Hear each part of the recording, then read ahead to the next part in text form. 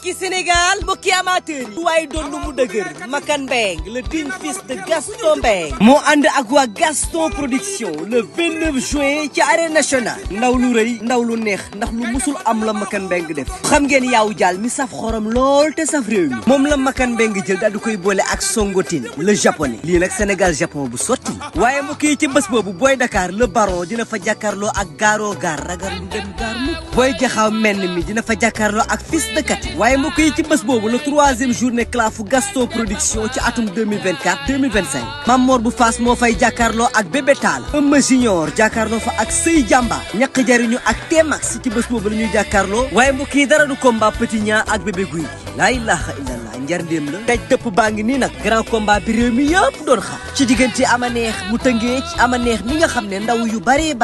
moo leen freiné ci seen début carrière moo fa war a jàkkaarloo ak l'enfant chéri de Guédiawaye ñaa bu ndaw xale bi nga xam ne heure bu Guédiawaye soxlaa mu taxaw jox leen ko cey bii